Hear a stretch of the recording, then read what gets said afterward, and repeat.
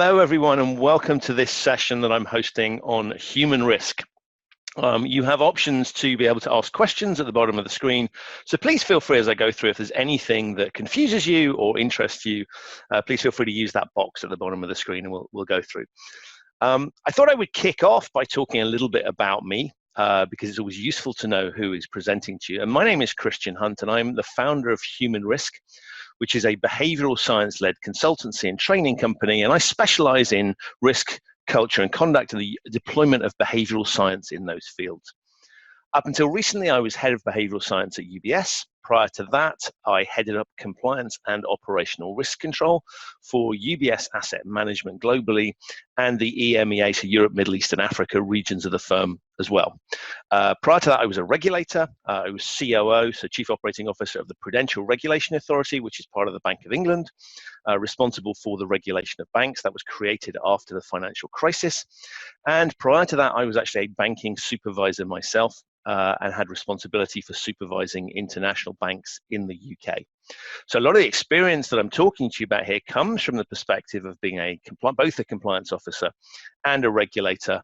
And so the techniques that I'm evolving do very much have regulatory support, because one of the challenges that people always pose to me is, well, surely regulators won't like this. They do, and I'll explain to you as we go on why. So the topic I want to cover today, as the Lego version of me neatly points out, is human risk. Now, what do I mean by human risk? Well, it's a very broad definition. It's the risk of people doing things they shouldn't or not doing things they should. And I've deliberately chosen a very, very broad definition for this because I want to encompass all of the aspects of human behavior. So when we think about people making mistakes, getting things wrong, there can be people deliberately doing things or people accidentally doing it. And so the definition that I've got for human risk covers everything from willful wrongdoing, so somebody's intentionally trying to do something wrong, to accidental mistakes, the kind of thing that happens when we're just a little bit tired or exhausted. And when we look at human risk, of course, the reasons why we do things matter. But as we look at this topic and try and understand how humans make mistakes, it's important to realize that there are a range of permutations. The other thing to take note of is, of course, the definition includes doing things and not doing things. And it's very important to realize that people often think about risk in the context of making mistakes, doing the wrong thing. But you can also cause risk by not doing something. And often not taking decisions can have as much impact as actually taking them.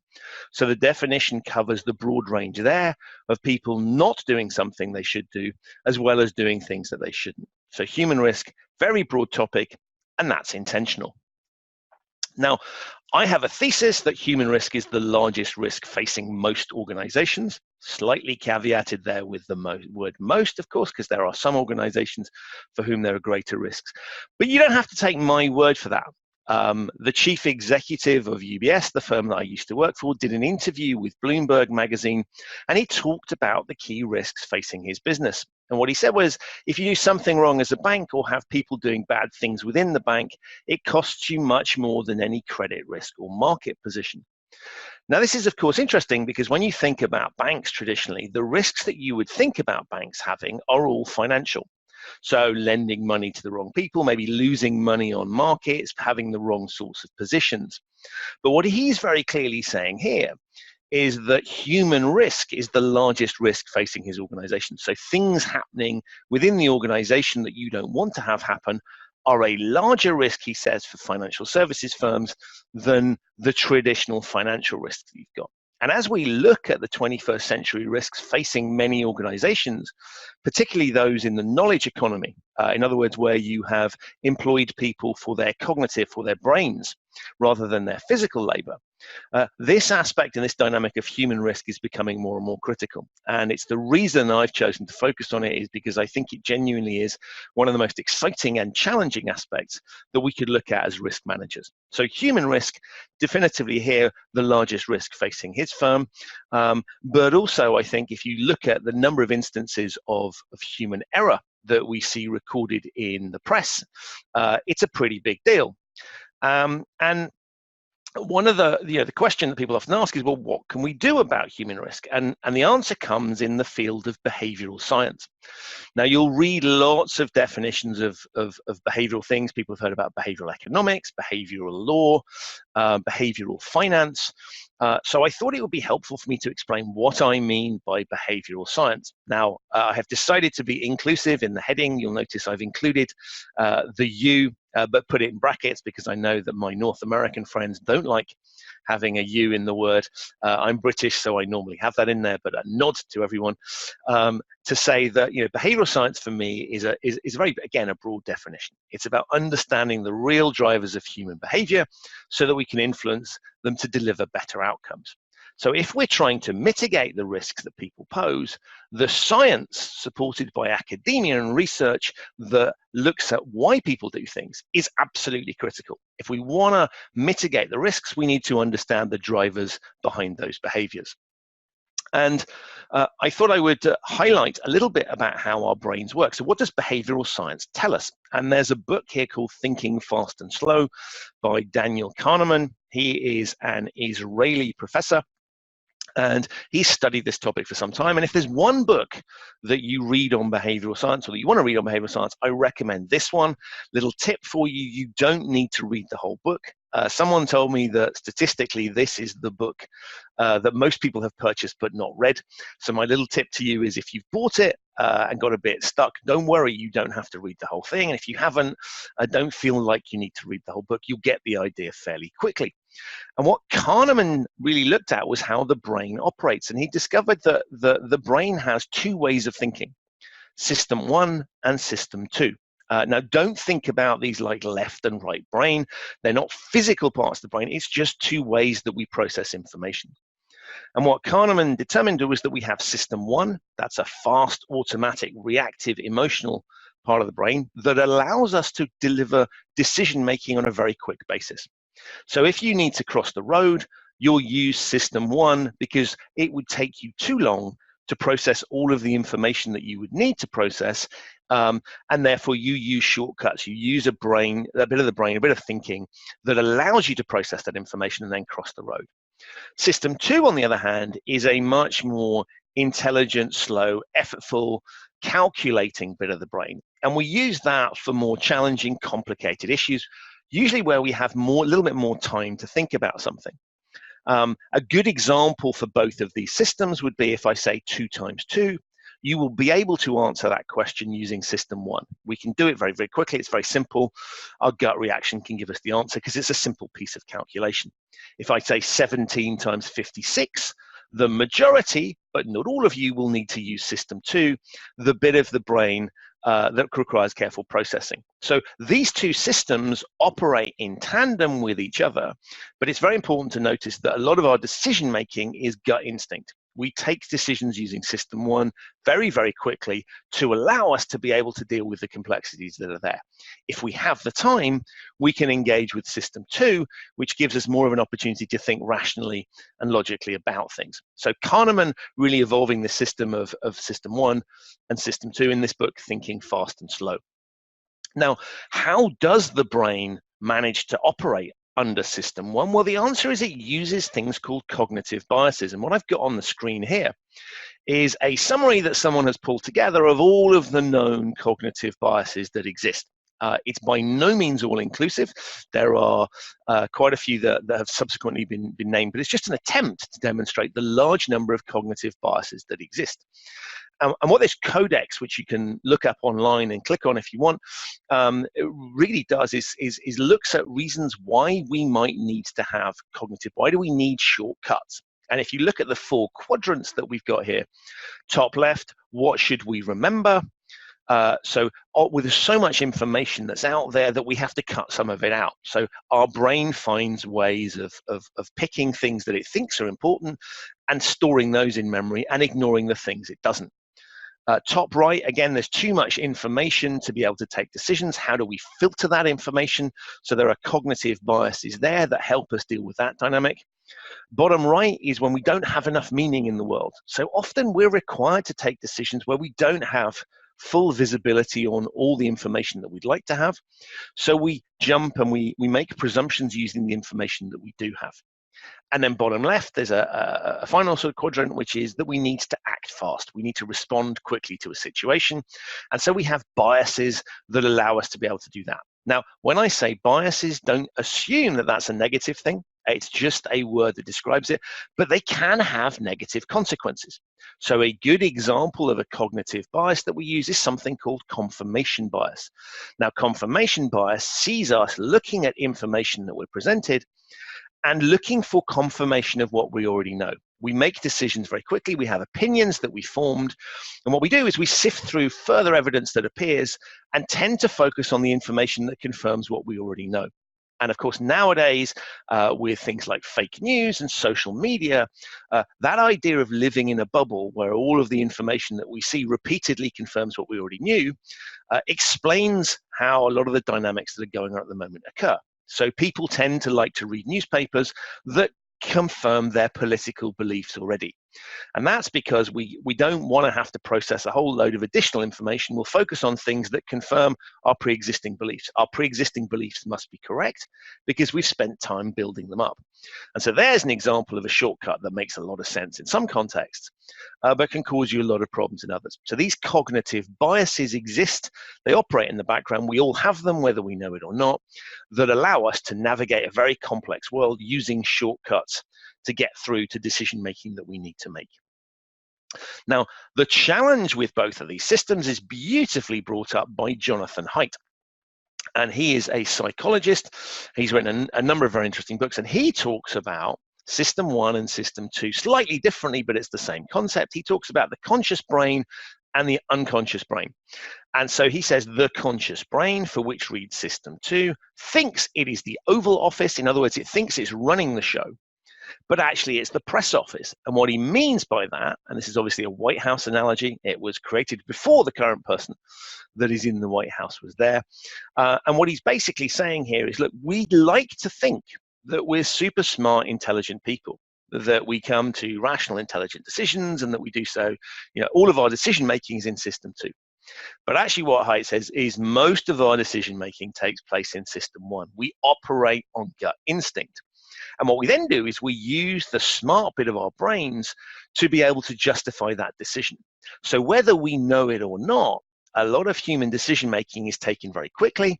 We might think that we've thought about something, but we've already formed the ideas using System 1. And what System 2 is doing is coming up with a very clever means of justifying the decision that we've already made. So we all operate on gut instinct. So even when we think we're being really smart, actually we're just literally finding justifications for the decisions that have already been made by System 1. A little bit scary, but kind of interesting when you think about it and you reflect on decisions that you've made. Often that gut instinct, the first thing you thought, first impressions of people that you've met, often stick with us for a long time.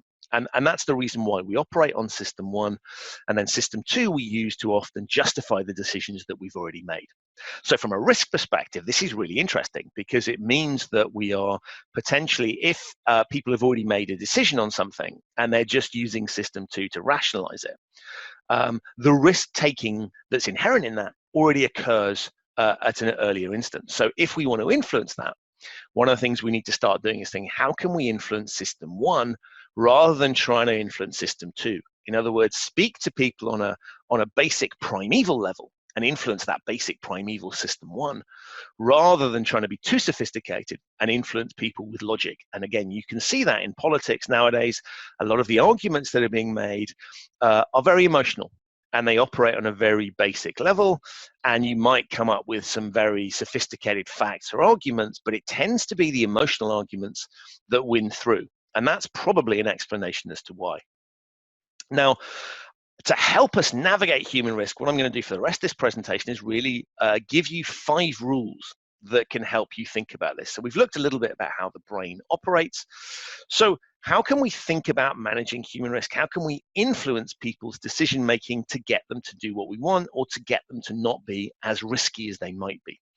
And so this particularly targeting people in compliance and risk, whose jobs it is to influence audiences, influence sets of employees, groups of people to do things, but also thinking about other functions like audit and HR, where these things are equally relevant.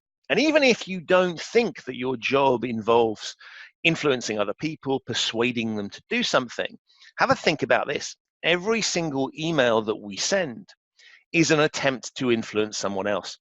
So if we're communicating with someone, that might be in a shop, that might be in an email exchange with a colleague, it might be emailing a company to get something, we are trying to persuade someone else, we're trying to influence someone else.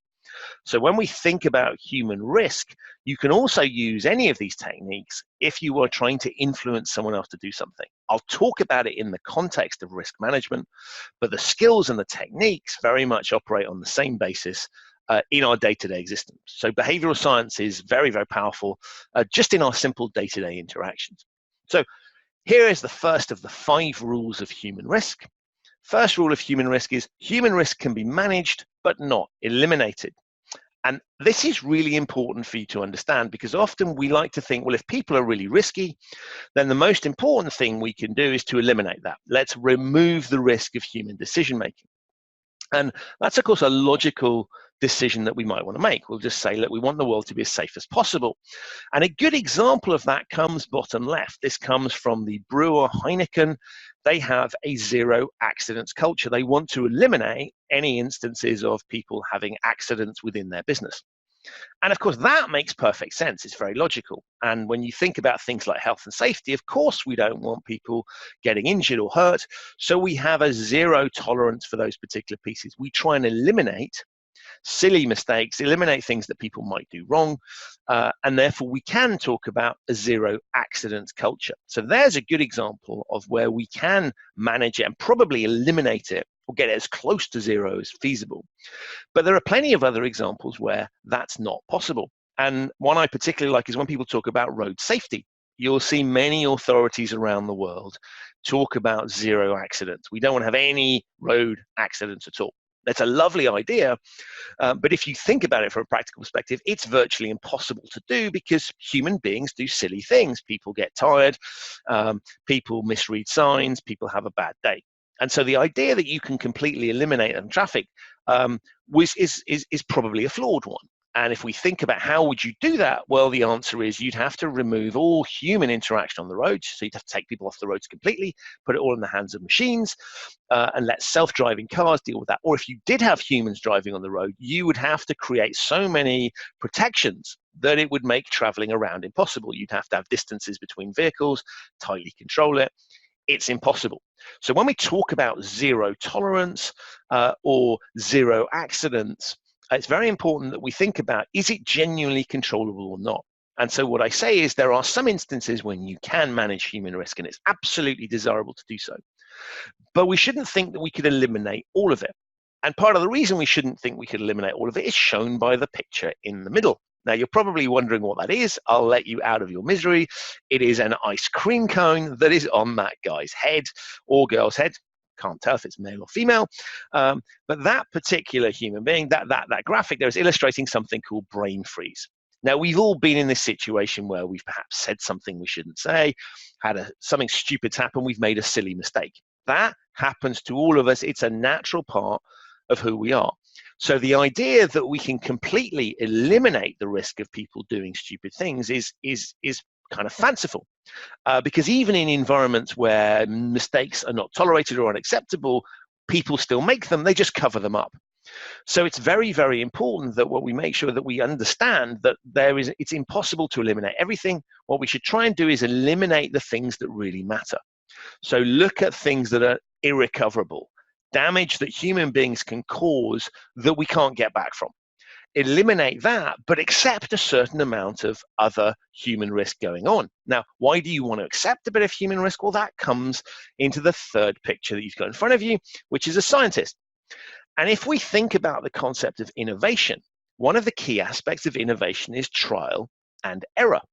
And you only have to look at tech companies and the way that they pivot, as they call it, basically shift their business model, to know that if you want to succeed in an environment where innovation is required, then you need to allow people to make mistakes. You need to allow them to screw up. And it's an absolutely critical piece of saying, if we want innovation and creativity, then sometimes those things are going to go wrong. And so when I look at human risk, I say, actually, it's not desirable to eliminate human risk in its entirety. What we want to try and do is eliminate certain types, but allow other types of errors to be made. Allow people to make mistakes. We all know this as children when we're learning how to ride a bicycle. The way we learn to keep it upright is we're allowed to fall off a few times to discover how balance works. So making mistakes is an absolutely critical part of creativity. And if companies want to survive in the 21st century, they're going to need to bring out the best in their people. That does not mean eliminating every aspect of human risk. What it means is managing it appropriately. So we eliminate where we can, but we also accept that there are certain areas where it's desirable to have it. And one of the challenges I see is that lots of people try and eliminate human risk completely. You can't do it, so focus on eliminating those things that are really undesirable and allowing those things that are recoverable to take place, because that's how creativity and innovation occurs. So that's the first rule of human risk. Second rule of human risk is that compliance is an outcome and not a process. Now, you'll notice I've put the word compliance in inverted commas. I don't strictly mean it just in the sense of a compliance function, although it does apply in that as well. I mean it in the sense of a desired thing that we want, a behavior that we're looking for people to follow, a set of principles, maybe some ethical principles that we want people to follow. And the important thing here is to think about what outcome are we trying to achieve. Very often when people are trying to influence human decision making, they don't think about the outcome they're trying to get to, they look at the process.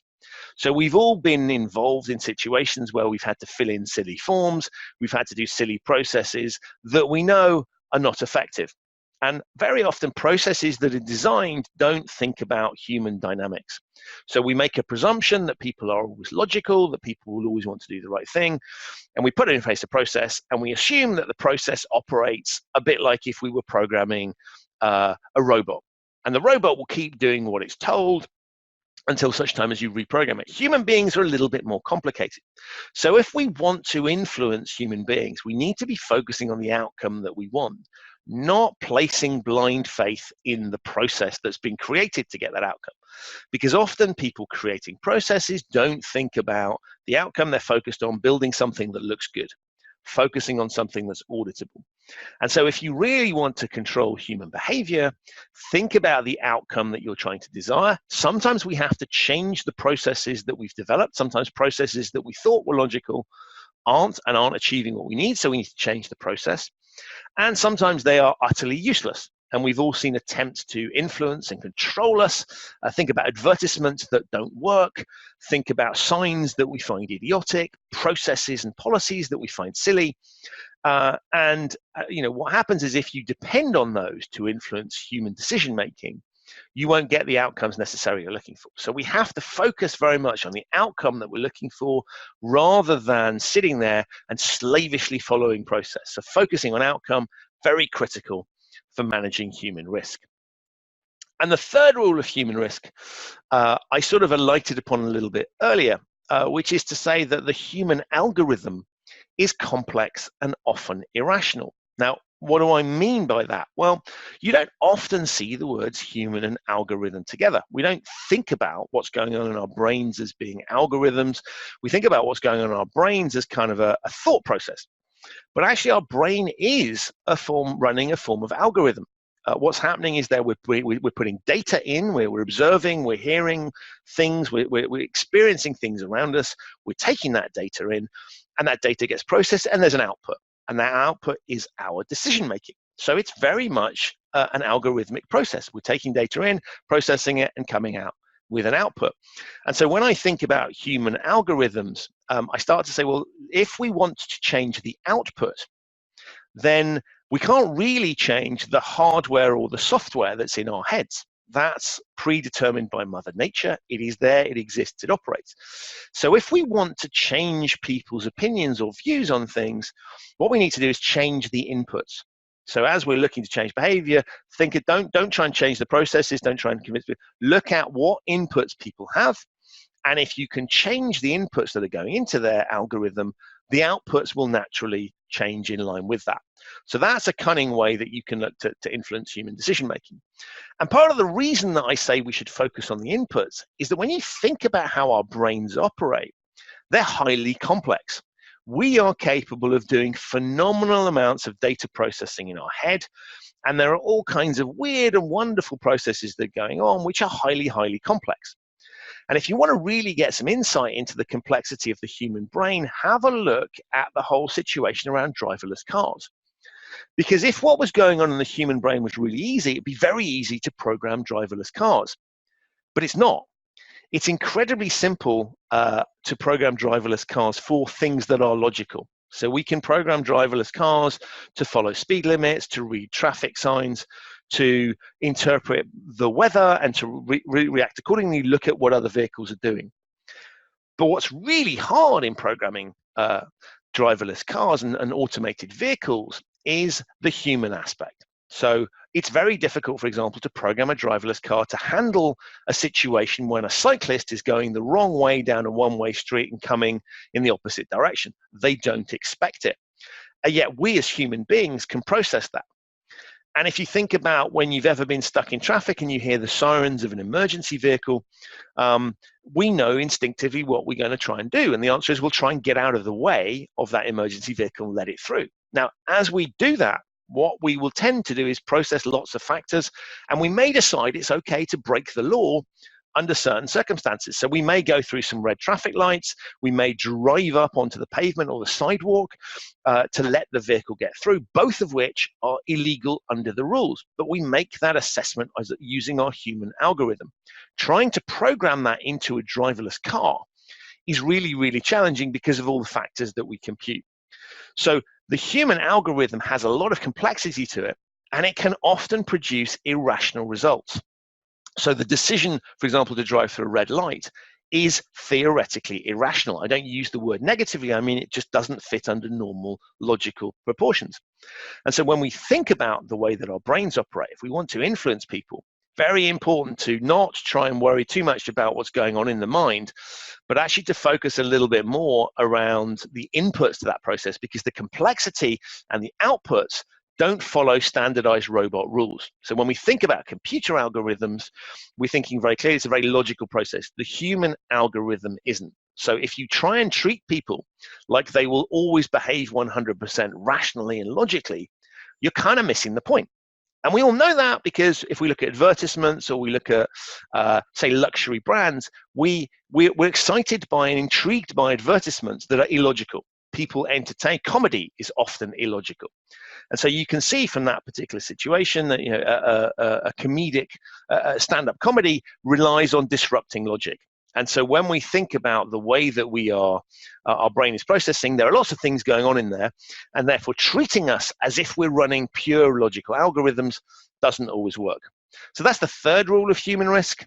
The fourth one, really, really important, this one. To change behavior, change the environment. And you'll see the signs that I've got there. There's a sign, and then there's a real-life intervention, a speed bump. Now, if you think about those two pieces, if I want people to slow down, I could put a sign up telling them to slow down. Or I could change the physical environment and force them to slow down by putting a physical bump in the road. And that's a very powerful metaphor for how human beings operate. And all too often, what happens is when we're trying to manage human risk, when we're trying to control human behavior, what happens is we start to try and look at the people. We try and reprogram the people. So we write laws for bad people. We work out criminals, and we want to make sure that people can't be criminals. So we focus all of our efforts on that. And actually, the majority of people want to do the right thing. So the way that you deal with that, if you treat people as if they want to do the wrong thing and it's a people problem, you'll end up with unintended consequences. The more powerful way of dealing with it is changing the environment that people find themselves in. Now, by environment, I don't just mean physical environment, although that can matter hugely. I also mean changing the environment in terms of the inputs, in terms of the things that are around them. So we copy what other people do. So we all know this when we travel.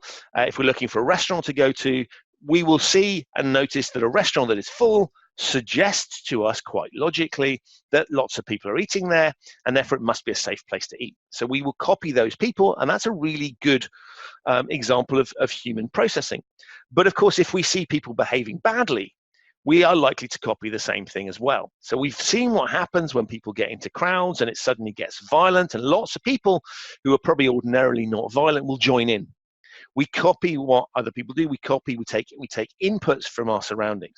So if you want to change the way that people think about things, rather than trying to reprogram people, the most powerful way that you can change human behavior is to try and change the environment in which that decision is made. And that environment means the physical environment, but it also means the cognitive environment. So the language that is used to talk to people, the messages that are transmitted by the behaviors of other people and what we observe around us are critical in our decision-making faculties. So whenever we think about human risk, people often start with the premise of reprogramming people. We've seen how difficult that is because the human algorithm is complicated. So instead of trying to reprogram the people, what we do is if we change the environment, people respond to the changes in that environment. And a good example is if you're living in a neighborhood and there's lots of graffiti and lots of vandalism, then that will encourage more graffiti and vandalism. So if you can get rid of the vandalism, clean it up, people will not take their cues from the environment that they're in. We all behave slightly differently if we're in a nicer environment. If we're in somewhere that's beautifully clean, we are unlikely to want to make it dirty. So there's a cunning way here of changing people's behavior, which is change the environment that they're in, and suddenly you'll find that they change their behaviors. Now, this is not natural, not obvious to us. We love having people to blame. We love pointing the finger at people. But organizationally, if you can resist this idea that bad behavior and wrong things are automatically always the individuals and not a function of the environment, then you'll get much better risk information. So whenever one is looking at incidents within organizations, traditionally, one of the first questions that's always asked is, whose fault is it? And that's quite dangerous because that starts with the presumption that it must be down to an individual. It must be a person. A much more powerful way of thinking about it is to start with the environment. What could have led people to behave like this? And if you start to look at the environmental factors, what you'll discover is that there is often an explanation for behavior that comes from the environment. Now, that isn't always the case. There are going to be people who will want to do bad things.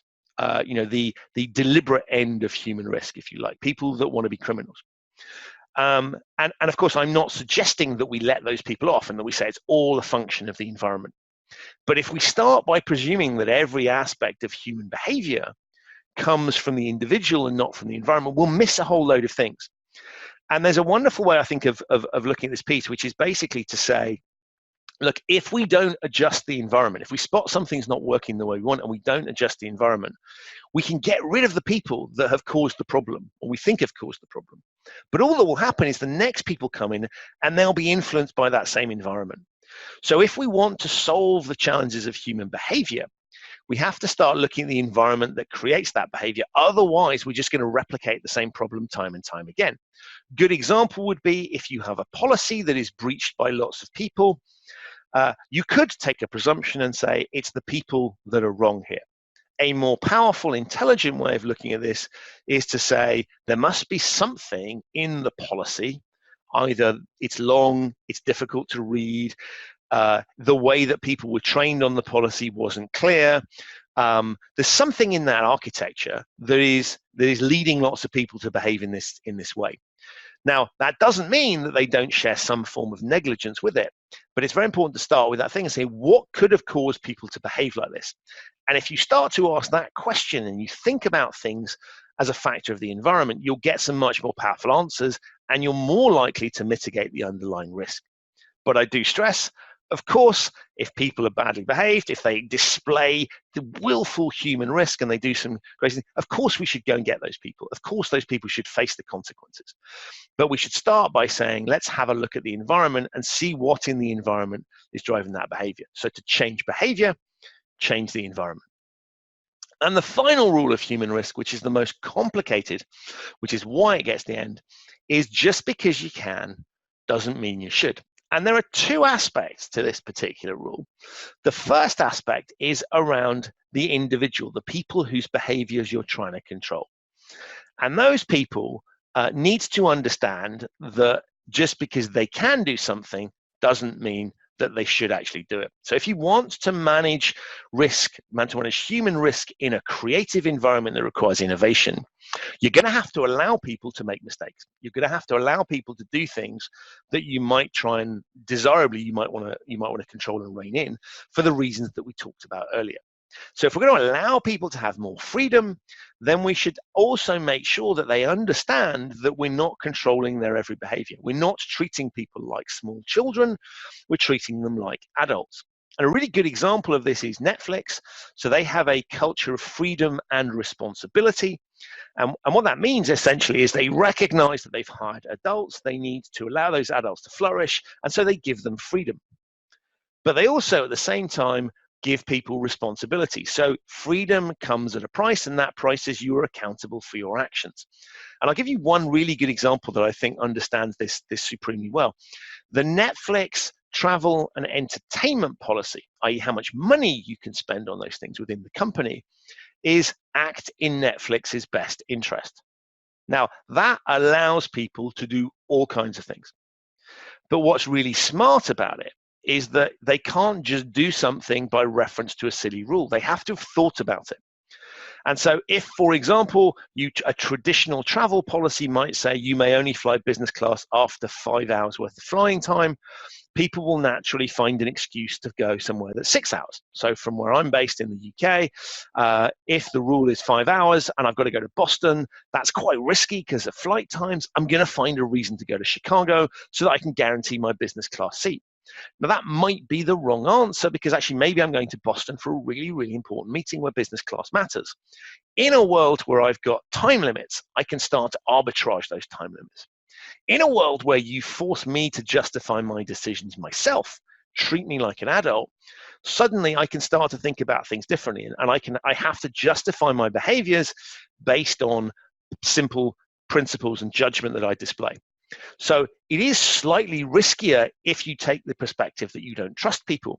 But if you've hired the right people and you trust them, then enabling them and empowering them to think about things actually can have much better outcomes from a human risk perspective. So the first message of just because you can doesn't mean you should sits on the employees. The second one sits on the employer or the authority trying to control behavior. And what I mean by that is illustrated nicely by the cartoon image you can see there, the icons there. And this is the sort of traditional relationship between employer and employee. The employer is telling the employee what to do, is issuing instructions and issuing orders. And the employee, as you can see, is being very subservient and responding. Now, there are certain circumstances where that approach makes perfect sense. So if you were working in a restaurant, for example, we don't want people poisoning customers. So there can be very strict rules about hygiene and health and safety that takes place in that environment. And that's perfectly acceptable. That makes perfect sense. But there are lots of other examples where telling people what to do, ordering them around just because you can, doesn't create the right incentives. So lots of organizations decide the way they'll manage human risk is they will issue strict instructions to employees. They will threaten them if they don't behave in the right way. And they'll make them do all sorts of training and jump through all sorts of hoops in order to control the risks that these individuals pose. And my challenge to organizations there is to say, look, you can do these things. You might be legally entitled to exercise control over your employees that way. But is that going to get the best out of them? And we all know what it's like when we're told to do something we don't want to do. None of us likes being told what to do. We enjoy having our own freedoms. So here, a little behavioral science tip for those of you that have kids. If you ever want to get your kids to do something like, for example, wear a coat, the worst thing you can do is to tell them to wear a coat, because kids will rebel against that piece. Even if they'd intended to wear a coat in the first place, they're going to fight you. They're going to tell you because you're telling them what to do. So a much smarter way of dealing with that issue is if you turn around to them and you say, look, you are going to want to wear a coat. Which coat would you like to wear? That's a much more powerful way of communicating, transmitting to them that they have freedom. You're allowing them to choose which coat they want to wear. And as a result of giving that particular choice, they are very likely to pick a coat because they feel like they're in control of the situation. And all too often, organizations forget this. Organizations take the approach of saying, you're employed by me, I'm allowed to tell you what to do and instruct you and control you. And of course, people respond in kind. So if we are treated like we are idiots, we're treated like we're small children, we'll respond in kind. And in a very, very rule-bound environment, people will start to try and arbitrage these things. And they'll look at it and say, well, if I'm constantly being told what to do, treated like a small child, then I'm going to pay very close attention to the rules. And the moment I see that something isn't forbidden, it is automatically permitted. And so this idea that we just tell people what to do and that will solve risk management of people is somewhat flawed. And so what we need to do is we need to shift people into a world where if you're trying to control human behavior, you do it in an intelligent, responsive manner.